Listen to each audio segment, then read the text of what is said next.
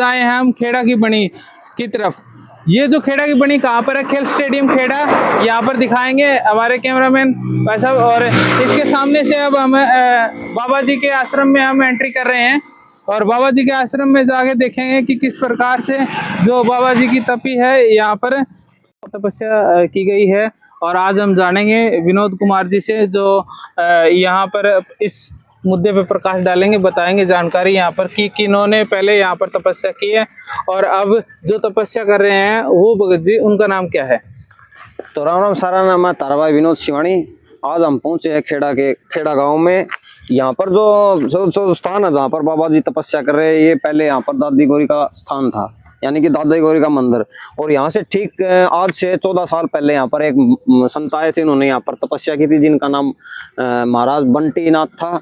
और अब जो यहाँ पर तपस्या कर रहे हैं उनका नाम महाराज मुकेश नाथ है। और आज हम आपको उनसे मिलवाएंगे। और ये उनका जो ये पूजा स्थल है जहाँ पर इन्होंने तपस्या की हुई है। आज तीसरा दिन है तपस्या का और 21 दिन की तपस्या पे महाराज जी बैठे हुए हैं। आज हम आपको उनसे मिलवाएंगे। ये जो दादी गौरी का आप स्थान देख रहे हैं, देखो कितना मतलब है तो प्राचीन ही हम प्राचीन कह सकते हैं, लेकिन खंडित हो चुका है।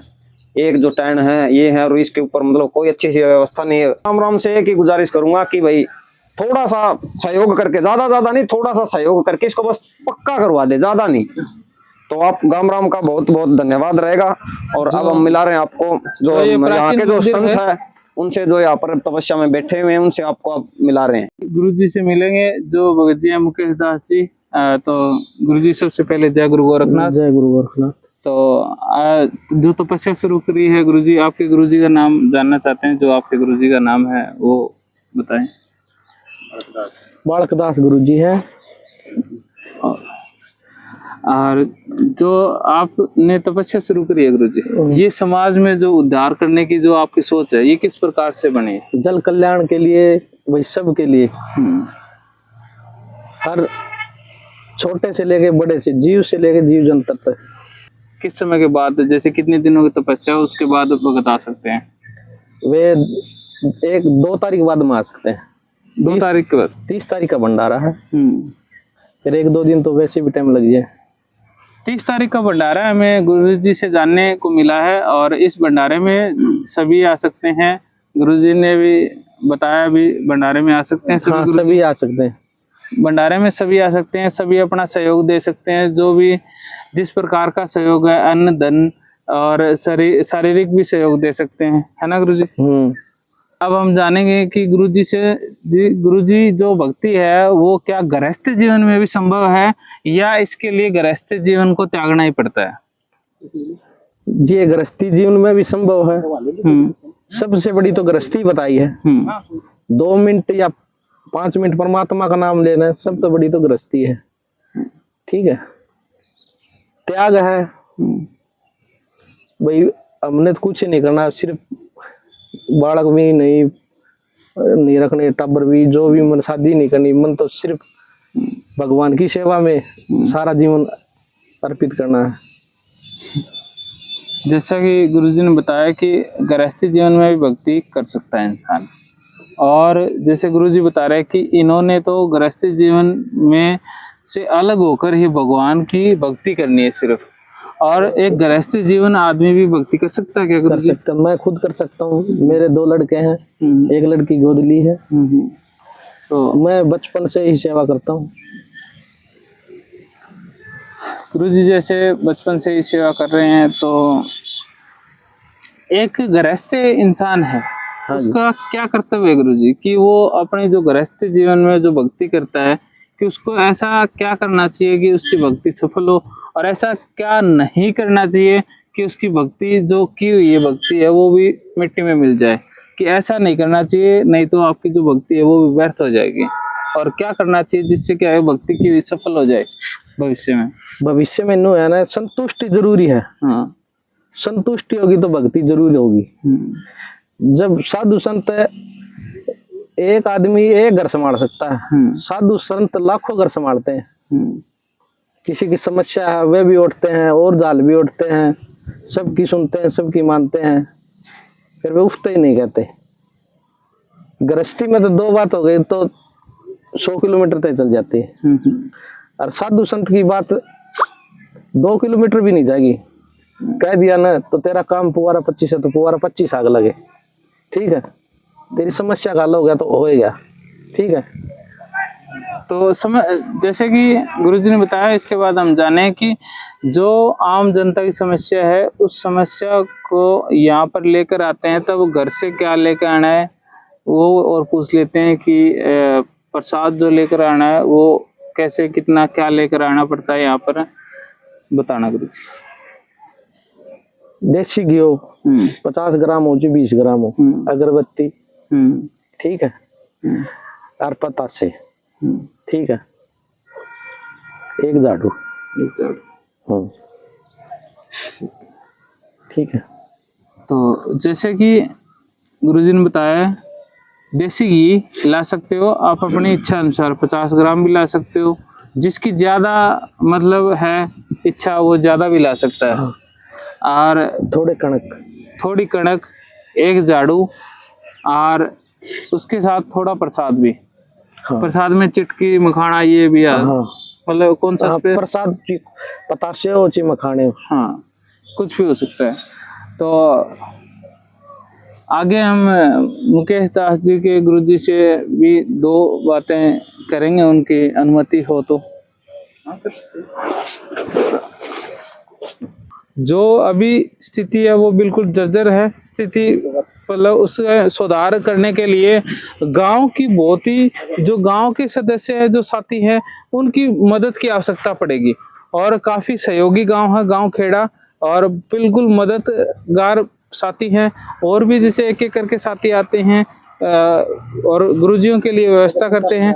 और बाकी हम गांव से भी अपील करते हैं कि और ज़्यादा से ज़्यादा बढ़िया मदद करें, सहयोग करें, ठीक है। एक भाई और आए हैं, उनसे भी जानेंगे उनके विचार। खेत पड़ोसी हैं और इनके क्या विचार हैं यहाँ पर। खेत पड़ोसी हैं ये भाई साहब, नाम जानेंगे इनका। दिलीप सिंह जी नाम है और यहाँ पर आए हुए हैं। आपको कितनी खुशी हुई है यहाँ पर कि भगत जी यहाँ पर तपस्या कर रहे हैं?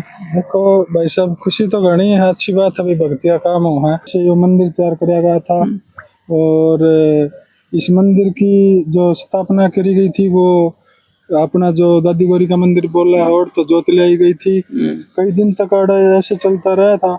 उसके बाद में थोड़ा वो बहुत गलत लगा कि मैं इस खेत पड़ोसी आड़ा जाना है, वो आड़ा इतना वो कर दिया कि वो खंडर बना के छोड़ दिया। वो एक पाप मान लो, इस बात ने मान लो कि वहां से लाके जो तर यहाँ स्थापित कर दी, मतलब एक मंदिर स्थापित हो गया दादी गौरी का।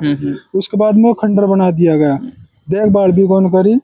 और मान लो कहने का मतलब आप समझो भी क्या हालात कर दिया। भाई साहब का कहना ये है कि जो व्यवस्था शुरू में स्थापित की गई थी, जो व्यवस्था, वैसी गलती दोबारा नहीं होनी चाहिए। हाँ, हम यह कहना चाहें। और अब ऐसा क्या सुधार करेंगे, जैसे गांव वाले क्या सुधार करेंगे कि व्यवस्था को सुचारू रूप से आगे चलाया जा सके? देखो खास करके तो डिपेंड है फिलहाल महाराज जी पर करा जा है, अभी वो कैसा व्यवहार करा है, कैसा आड़ा मान लो आपके वो दोबारा तय मान लो अपनी रुचि दिखाओ है। और जितना उसका भी आड़ जितने भी भगत जन आवे भाई, आनिया जानिया जो भी है, यात्री भी तो शुरुआत है, उन तो सब विनती करे भी थोड़ा थोड़ा सहयोग सब दे। और आड़ जो भी आनी जानी उन तो करा, लेकिन आड़ खेत पड़ोसी है या और पड़ोसी है, उन तो सब तभी का, जिसमें मैं भी खड़ा हूँ, जितना भी तारा सहयोग थोड़ा मोटा बने, ज्यादा नहीं तो पड़ोसी है तो चाय पानी की थोड़ी मोटी, थोड़े बहुत दाने दूने, हाँ भी दाना वगैरह मैं समझ ले सभी थोड़ी बहुत व्यवस्था भी रखा भी। 5-4 आदमी आ जाए, रोटी पानी पहुँचा दे या चाय पानी पहुँचा दे, इतना पड़ोसिया का भी रखा है। और थोड़ी बहुत व्यवस्था बना मालिक के जाता है तो और भी कराएंगे, इसी कोई बात नहीं। पूरी व्यवस्था में सहयोग में भाई साहब ने कहा है कि हम पूरी सहयोग करेंगे।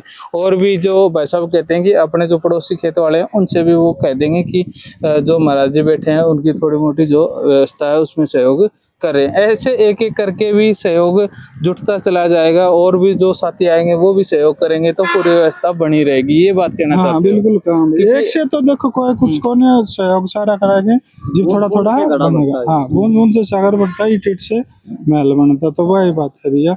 तो सब मिलके करेंगे। जब व्यवस्था जब शुरू होगी जी, बड़ा काम जितना बढ़िया और मन लगा के ना, जो भगवान की इच्छा थी जो हवन के रहा अपना, उसी तरह से जो सुन डर काम करे। ठीक है भाई, धन्यवाद। थोड़ा है भाई। मैं भी ठीक है भाई साहब, काफी कीमती समय लिया भाई साहब का। आप गुरुजी के पास दोबारा चलते हैं बीच में जो है। और भाई साहब के काफी अच्छे विचार हैं, इन्होंने पूरा सहयोग का कहा है कि खुद भी करेंगे और साथ ही जो खेत वाले हैं उनसे भी मतलब अलग अलग प्रकार का सहयोग, जैसे दाना का हो गया, चाय पानी का हो गया। पानी की भी काफी अच्छी व्यवस्था है यहाँ पर, पानी भी आराम से, हाँ पानी की व्यवस्था है। ठीक है, आगे गुरुजी से अब हम जानते हैं कि गुरुजी आगे के लिए क्या आपने सोचा है कि किस प्रकार से व्यवस्था, जो पहले जो कमियां रह गई है उसको दोबारा से। उसको तो हम सुधारेंगे। पहले वो जो व्यवस्था थी उसको हम बहुत अच्छे तरीके से सुधारेंगे। नंबर 2, ये जो जितना भी गंदा यहाँ कहीं कचरा पड़ा है, ये सब उठा करके जेसीबी से साइड में लगवा करके यहाँ बहुत अच्छी व्यवस्था करेंगे। 2-4 कमरों की व्यवस्था करेंगे, अच्छा मंदिर की वो व्यवस्था करेंगे, और आने जाने वाला जो भी हमारा भगत है उनके लिए बहुत अच्छा वो करेंगे। तो जो भी भगत है, पैदल यात्री या और भी आने जाने वाले हैं, उनके लिए भी अच्छी और दवाइयों का भी उसमें सहयोग करेंगे। दवाइयों का भी उसमें सहयोग रहेगा। जैसे जो है कैंसर तक का हमारे पास में इलाज है, कैंसर तक का भी यहाँ पर इलाज है और गुरुजी बताएंगे। और आगे इसी कड़ी में हम हमारे साथी विनोद कुमार शिवानी को बुलाना चाहेंगे, वो भी अपने 2-4 क्वेश्चन जो हमारे से नहीं पूछे गए या हमारे दिमाग में नहीं आए वो पूछेंगे आगे। आइए विनोद कुमार वैसे। मेरा नाम है ताराबाई विनोद शिवानी। आज हम पहुंचे खेड़ा की इस बनी के अंदर, जहाँ पर दादी गौरी का स्थान है, और यहाँ पर एक महाराज भी जो है वो तपस्या कर रहे हैं। हमने उनसे मिलकर उनके विचार साझा किए, लेकिन गांव राम से भी हमारी उम्मीद है। पिछली बार आज से करीब 14 साल पहले भी एक महाराज जी ने यहाँ पर तपस्या की थी, लेकिन उसके बाद वो यहाँ पर रुके नहीं। जब तक कोई महाराज या संत स्थायी नहीं होंगे तो उस मंदिर का जो बता रहे हैं कि वो खंडित हो गया या खंडर बन चुका है, उसका तो यही तो कारण होगा। अगर मान लो कोई महाराज वहां पर बैठा है तो गाम राम तभी तो आएगा ना जब वो महाराज वहां है। गाम राम आएगा नहीं, महाराज वहां से चला गया, तो उसका खंडित होने का कारण यही होता है। तो मुकेश नाथ से भी हम यही उम्मीद करेंगे कि यहाँ पर ये मुकेश दास से भी यही उम्मीद करेंगे कि यहाँ पर वो स्थायी रहें। जब तक गांव वाले अपनी समस्या लेके आएंगे और उनका निदान होगा, तो खंडित होने का तो मैं मानता हूँ कि यहाँ पर कोई मतलब ही नहीं होगा। खंडित बिल्कुल नहीं होगा, इनका सुधार होगा। और मैं गांव राम से अपील करूंगा कि यहाँ पर जो भंडारा भी लगाए उसमें सहयोग करे तो बहुत बड़ी बात है। तो गांव राम का ही होता है। दूसरी बात मैं तो सहयोग करने के लिए कहूंगा कि मंदिर का, कि एक मंदिर ये जो दादी गौरी का बना हुआ है ये थोड़ा सा खंडित है, इसको सही ढंग से व प्रॉपर ढंग से बनाया जाए और 1-2 कमरों की व्यवस्था की जाए। आप देख रहे हैं कि हम तो शाम शिवानी से तो शाम जा रहे हैं, उसी रोड पे है। मान लो हम तो शाम रात को आ रहे हैं या फिर दिन में भी आ रहे हैं, बारिश आ जाए, तूफान आ जाए। पीछे तूफान आया था, उसमें कई घटनाएं हुई हैं, रोड पे डाला पड़ गया, तो हम आसरा ढूंढते हैं भी कहीं हमें आसरा मिल जाए, तो ये उन रोड पे है। अब इस मंदिर की बात करें तो इसमें एक टैंक टिकी हुई है, 1 टैंक पहले से टूटी हुई है। अगर इसके अंदर बढ़ गया कोई आसरा लेने के लिए तो वो टूट गई तो दूना खतरा हो रहा है। तो मैं गांव राम से अपील करूंगा कि इस मंदिर का निर्माण जरूर करवाएं।